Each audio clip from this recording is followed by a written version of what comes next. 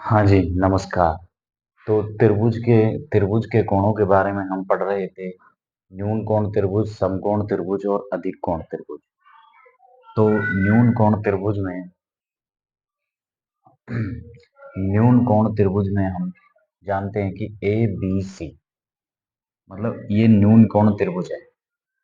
इसकी भुजाएं A B C और सी जो है ये सबसे बड़ी भुजा है। सी जो है इसकी सबसे बड़ी भुजा।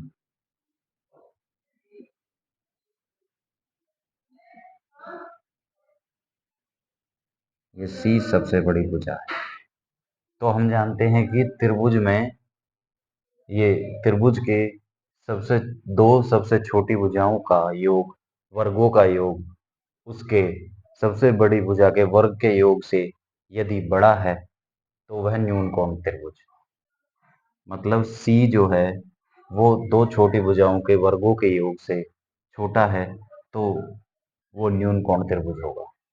इसका ये ए का स्क्वायर प्लस बी का स्क्वायर, यदि इसके सी के स्क्वायर से इन दोनों का योग बड़ा है तो वह न्यून कोण त्रिभुज। मीन्स अगर ये सबसे बड़ी भुजा इन दोनों के वर्गों के योग से छोटी है तो वो न्यून कोण त्रिभुज होगा।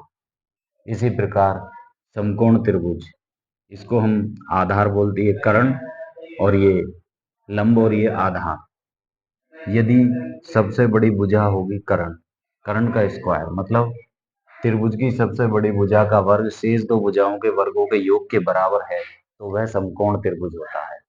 तो यहाँ पर त्रिभुज की सबसे बड़ी भुजा होगी कर्ण। इसको हम कर्ण भी बोलते हैं, पाइथागोरस प्रमेय में ये हाइपोटीन। तो कर्ण का स्क्वायर बराबर लंब का स्क्वायर प्लस आधार का स्क्वायर। तो सी कर्ण हो गया और ये एक 90 डिग्री का कोण, एक लंब और नीचे का पॉइंट बेस आधार।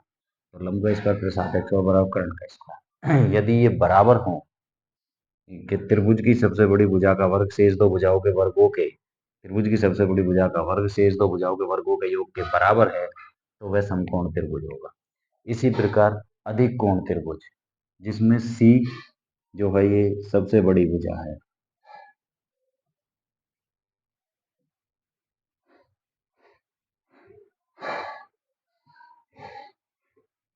इसी प्रकार त्रिभुज की सबसे बड़ी भुजा का वर्ग शेष दो भुजाओं के वर्गों के योग से यदि बड़ा है तो वह अधिक कोण त्रिभुज होगा।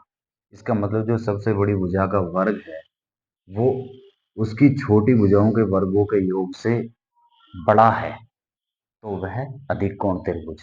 और यदि छोटा है तो न्यून कोण त्रिभुज, और यदि बराबर है तो समकोण त्रिभुज।